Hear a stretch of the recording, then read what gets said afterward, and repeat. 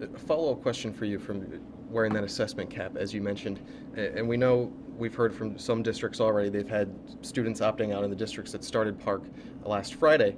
Is there a certain point where we reach the point where we can't use it as an assessment, or if we have, 20 kids in the district opt out, is that really going to hurt us from making those judgments?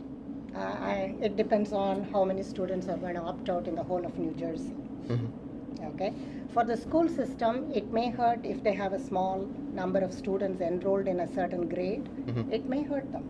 And I know that funding may also be tied to opting out, because you are expected 95% of students, according to the NCLB, that they are supposed to take the test. NCLB is No Child Left Behind No law. child left behind. So I don't know if that is going to impact. So these are things that is not very clear at this point. Whether if the NCLB law holds, then you have to have 95% participation. So I don't know if that's going to impact this or not.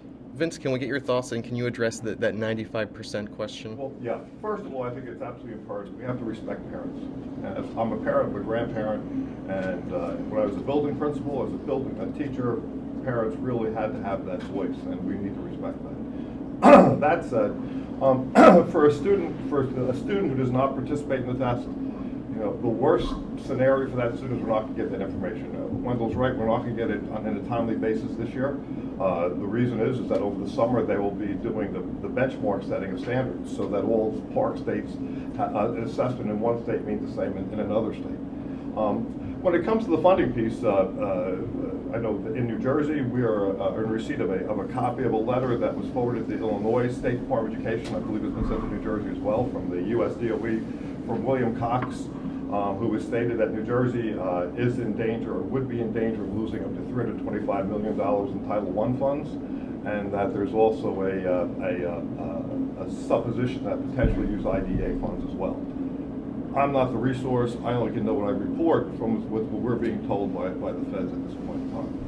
And before we move on, Wendell, I saw your reaction when the 95% came up. Can you explain for anyone who doesn't understand maybe what we're talking about, what that is, and what the NJEA's viewpoint is on that? Glad I didn't have to jump in on you. Thank you for that opportunity.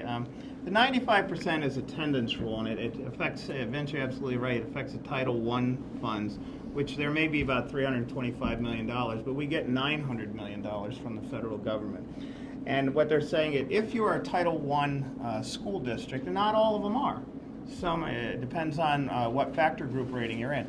So if you're not a school that receives any Title I funds, you could care less about the 95%. But let's go for the full argument that you are a 95% school. First of all, this test, ESEA has been doling out this money since 1965.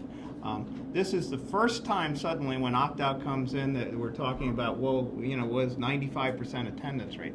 They always tried to get the students to attend and take the test. Absolutely right, and do the makeups.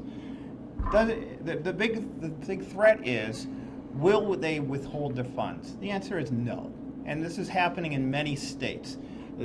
There are people opting out and not hitting that 95%, and it's like, it's a nice rule, but who enforces it? They will send that same $900 million.